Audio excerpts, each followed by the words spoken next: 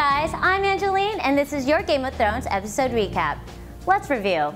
At the beginning of the show, we see a much taller and older looking Bran Stark running through a forest. He has a bow and arrow in hand and is aiming at a three-eyed raven. Brothers Robb and Jon Snow appear before him as a memory from the very first episode of season 1. He shoots and misses, and a boy appears to Bran telling him he can't kill the raven because he, Bran, is the raven. Bran wakes up to find out it was only a dream. Dream becomes reality when Bran meets the boy later on in the show, and the boy happens to be Jojen Reed. He also meets Jojen's sister, Meera. Jojen tells Bran that he and Bran are both wargs, people who can enter the minds of animals and see and control their actions. This clearly explains all the dreaming Bran's been having.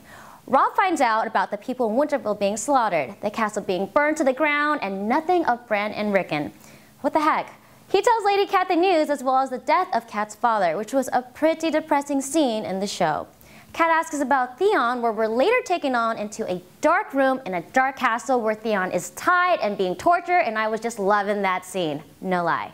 At King's Landing, Sansa meets Lady Olenna, Lady Margaery, and Sir Loras' grandmother, who asks Sansa to tell her about the truth about King Joffrey. Sansa cracks under pressure and tells Lady Olenna and Margaery that Joffrey is a monster. Surprise, surprise.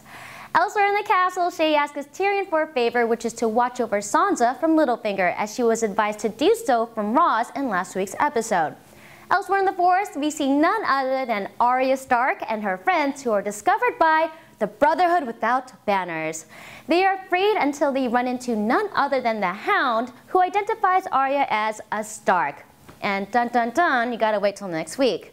With another exciting and dramatic ending, we see Brienne and Jaime Lannister duking it out with a sword fight on a bridge until they're discovered by a group of horsemen who turn out to be, drumroll please, Robb Stark's Bannermen. That's right.